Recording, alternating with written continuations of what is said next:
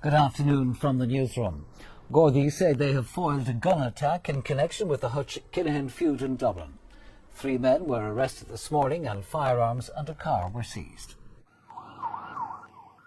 This morning's arrests were part of an intelligence-led operation into the activities of the feuding Hutch-Kinahan crime gangs.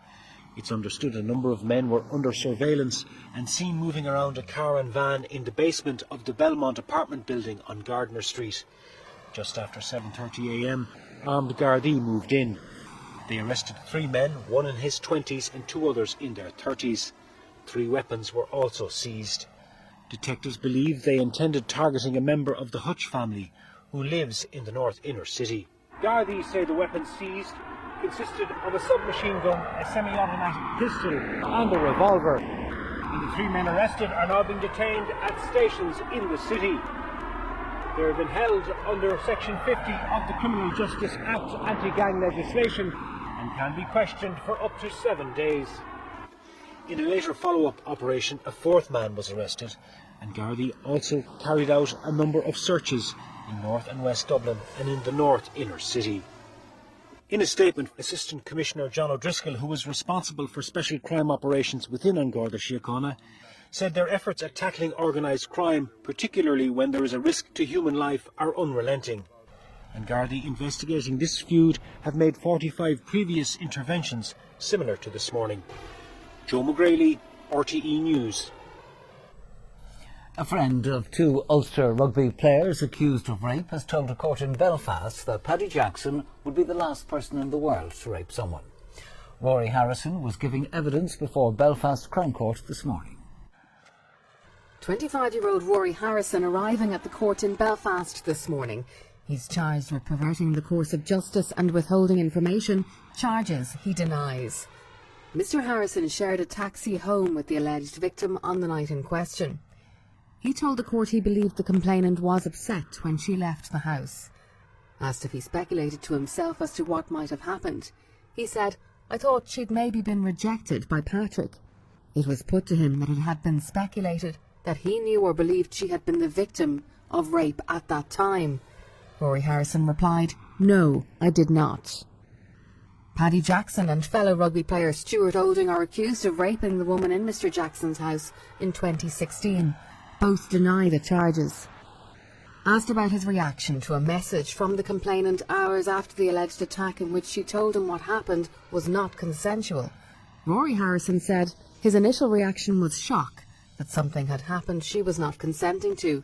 But he said the more he thought about it, he has known Patrick Jackson since he was 8 or 9 and said he is the last person in the world to rape someone. The trial continues. Helen Donoghue, RTE News. The High Court has refused to order that the HIV status of a young man can be disclosed to a young woman with whom it's believed he may be having unprotected sex. In a case which is believed to be one of the first of its kind, the court concluded that the circumstances did not justify the breach of patient confidentiality. The judgment was delivered last month, but was published online yesterday evening. A meeting of the British government's Cobra Committee is due to take place this afternoon to discuss the investigation into a suspected nerve agent attack in Salisbury. The Russian double agent, Sergei Skripal, and his daughter remain in a serious condition in hospital after being exposed to a toxic substance in the city last Sunday.